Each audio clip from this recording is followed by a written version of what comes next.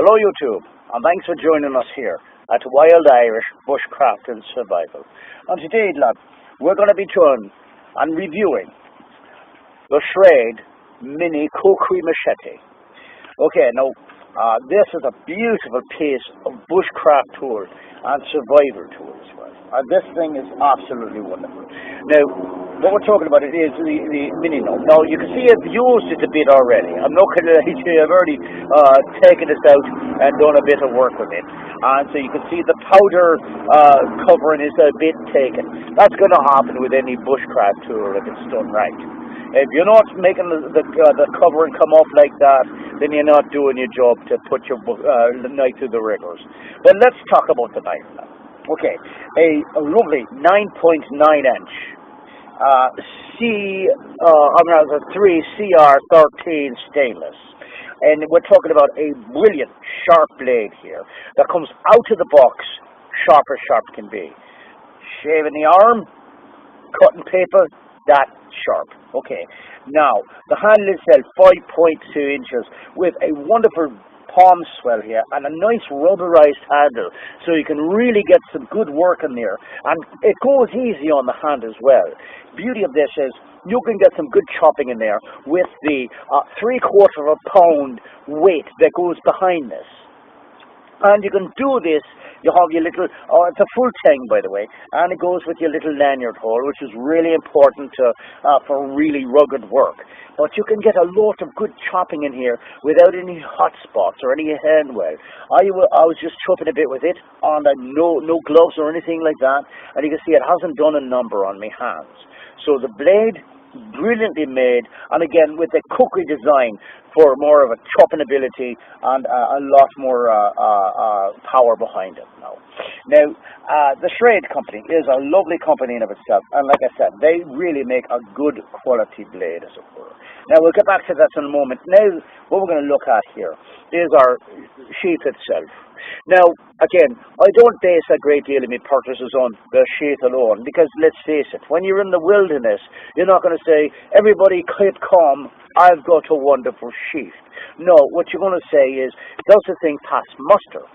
Okay, let's take a gander. First, a really well-made, rugged piece of Kedara, and it's the stitching as well there, the bolts, the bolsters there to really keep it in solid condition. No, you have two fasteners right here, and again you can keep it with just so in the shape of just one, but the two really says it well.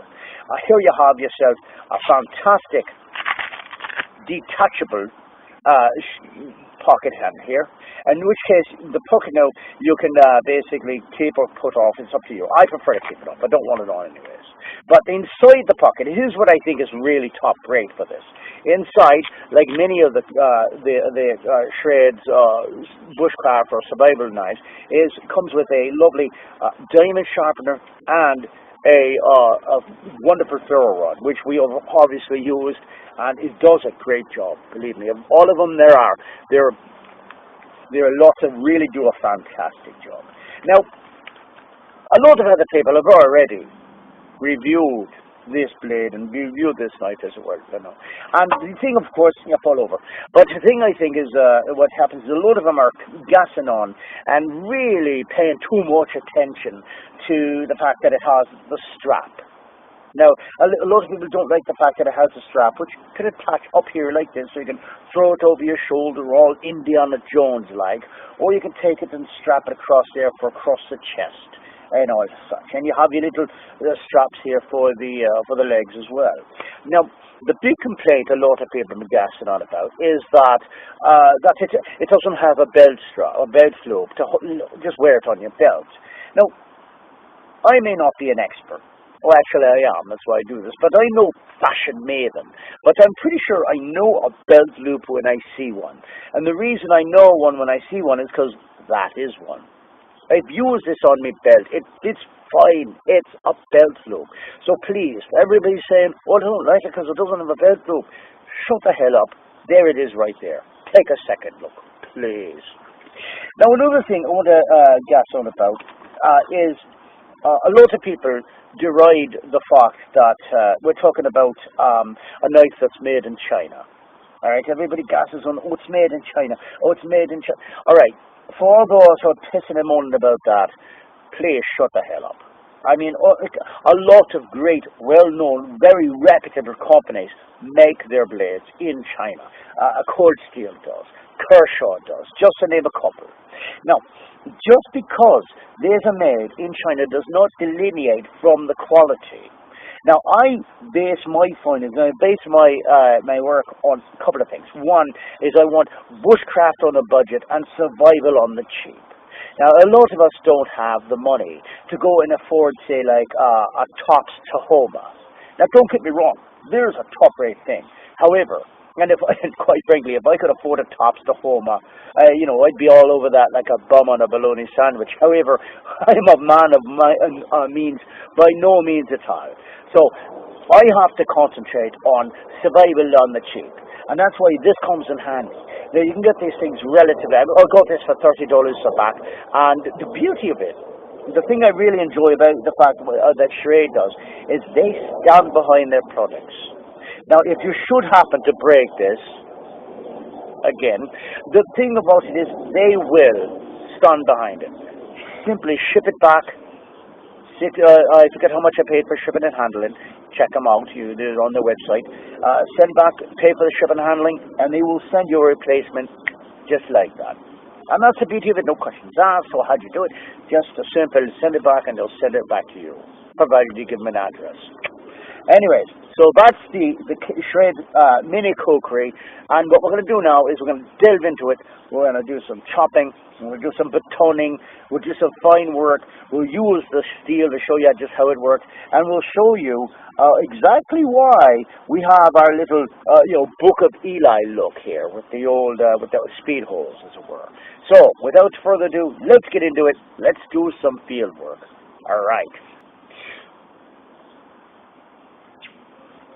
So now, as I said, we're going to be working a bit with the fine work now, to see if we can do the finite stuff like the feather sticking, the number 7 notching, things like that. So can I do that with the use of its lovely choil here? Because you go to a little bit of space here, you can really get in and do some finite work here. You can basically do some good carving like so. Get right inside there and do some good carving. Now, again, these are not optimum test conditions for this, due to the fact that this is old and fairly manky. Now, you're going to get a good feather stick out of something like that. Maybe not. It's a little tough to say. But, I mean, just looking at it as it is, this is not the optimum one to do feather sticking with, but you're going to get it. Trust me. So you're doing it, getting a hole like this. And you're going to get the 7 notch you want at the first. You can get that simply a little finite work like that to get you the work you're looking for. So, yeah, maybe a fresher stick or something quite not so seasoned and dry, you'll be able to get this up. Now, I've made this in no time flat. You can see it does the work it's supposed to. So, finite work. Again, we're talking about a chopper. We're talking about a machete that has the ability to get in and do that real smooth, easy work as well. So that's a real big plus. And you can see we're kind of going down a bit. The weight is a little tougher on this, but with a little conditioning, you'll be able to get a nice, solid. Don't take my word on this one. Trust me, this is not the optimum test conditions. But okay, so yeah, will it do the finite work? Yeah, I mean, you can see it'll do the little intricate stuff you're looking for. You see that it will do your feather sticking with the optimum test conditions. Again, in a survival situation, there is no such thing as optimum test conditions. But believe me, it'll work. Now, what I like to address it, and this is semi-important for a lot of people when it comes to the surveying and things like that. And everybody always wants to talk about the edge of it as well as the steel. Now, again, I want to describe, because this is, like I said, optimum bushcraft survival tool that we're working here with. Finite work, and also, like I said, it does the chopping, does the battoning, passes clean muster. Now, the other thing, of course, everybody goes on about is the steel itself on the edge. Now, a lot of knives will send a spark. Jesus, you can send a spark with a ferro rod with a piece of glass, for God's sakes. But just for those of you who really need to know whether this thing will send a spark with a simple matter of just the edge itself, I think we're answering that question just like so. But here's what I think is really interesting. This is something I like a lot. Get this stuck in a stick in here a bit. You'll forgive me. We're near the airport. I haven't been able to get to the forest as of yet. So we'll have airplanes going overhead. So that's the problem. We're not completely in the woods, but it doesn't stop us from knowing. But here's what I like about this. Because we have the little speed holes here. Now this is not just to emulate the Book of Eli, like everybody says, but in fact they have a practical use for them. As you can see, they can literally help in creating sparks with your ferro rod, just like so. And you can see, I mean, I'm not really yanking the sucker out of here or anything. I'm just a small little tug like that. And bingo. Now, you have your tinder down here. You have your blade like that. I mean, you're seeing the sparks come off of that. That's the practicality of these little speed holes. Not to just emulate the old Book of Eli with Denzel Washington, but literally a practical use for them. So, again, we examine. It can do the finite work, the feather sticking, the whittling if you really need to. If you want to make tent stakes or whatnot, it'll do the work like so. I mean, it'll get you done to making finite tent stakes, as I've already done here. You can make your bow drill bow with this, as it were. You know, so whatever you can think of. It's going to do the finite work, especially you have that lovely little tool. You can get some good finite work there, and you can also use it as a draw knife as well. I'm not going to do that here. I don't have a leather vest, but you can literally, or a leather apron, but you can do it as a draw knife as well. So you see the practicality of that. Okay, so now on to the chopping, on to the battoning. Let's show you what this bad boy can really do.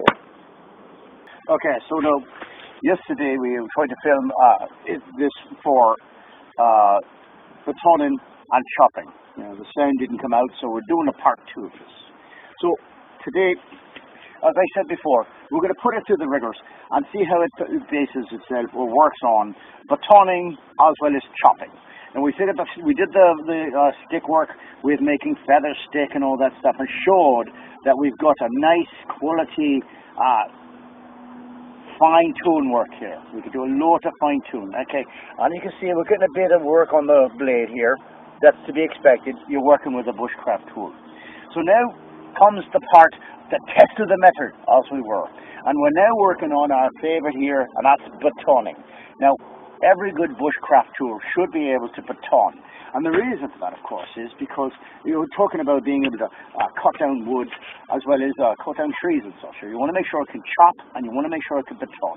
Now, a lot of lesser quality knives will snuff it right here.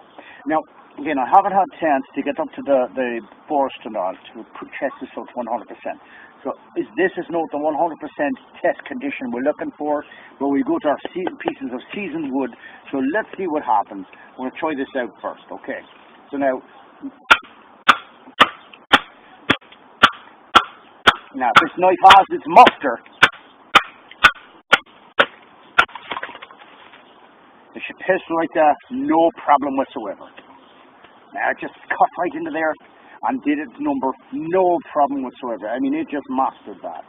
Now we got a bit of a knot here, and that should be a problem. So let's see what happens when we come off it now. Now this is what makes or breaks a good a bushcraft knife.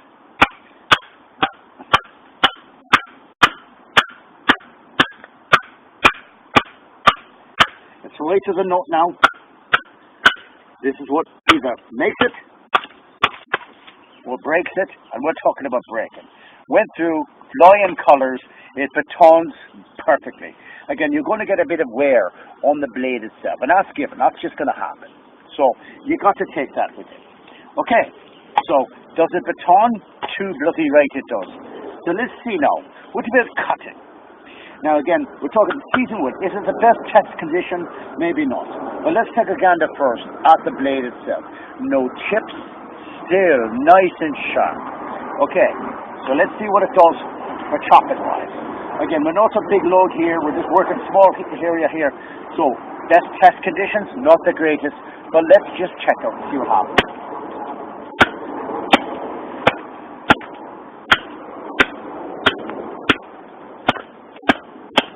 Now again, we're not talking a big machete, we're not talking about the large kukri, we're talking about the small 9.9 inch, and it just digs right in there.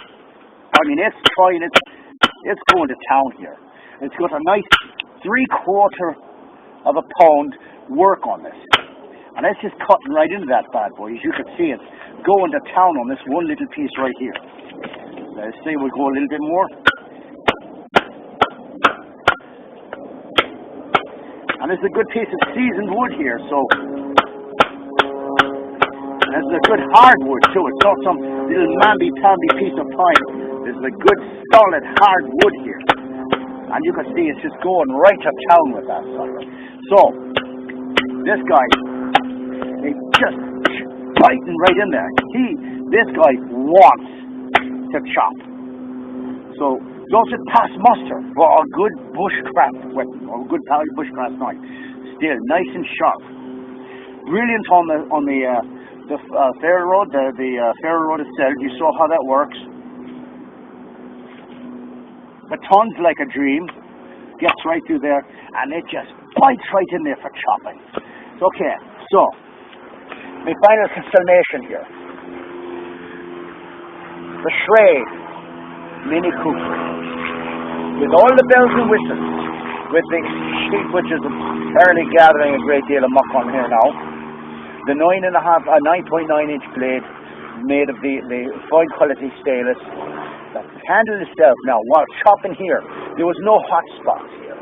I mean, it's comfortable as a day is long. Now I have to kind of treat my hands a bit fair because as well as a bushcraft expert, I'm also a magician. I get to be careful sometimes with my hands. I can't mess them up or anything like that. So when doing this, I mean, look at how much work I get into that, and not even a touch on the hand. I mean, it doesn't even do any kind of hot spot. No need for gloves or anything like that because of the great rubberized handle. So ferro rod and work perfect, and that's where you saw that the little speed holes come into play. Battoning, yeah, it does the job like there's no tomorrow. Chopping, like it's made for it, because, well, it is. So, here we have a fine bushcraft knife, a fine bushcraft tool that will get you through the toughest times and will come through with flying colors. So I'm going to give this bad boy a good 10. Nice quality, no change up, nothing like that. And again, for survival on the cheap, bushcraft at a budget, this knife will pass muster. So again, I want to thank you very much for tuning in to Irish Bushcraft, Wild Irish Bushcraft and Survival. Again, I'm Chuck, and if you like the video, please, by all means, give it a thumbs up and subscribe. We'll be doing more as we go along. And again, my thanks also to the people at Schrade for creating a really fine quality bushcraft instrument that will get you through the toughest times. So, once again, for Wild Irish Bushcraft and Survival, I'm Chuck. Thanks a lot.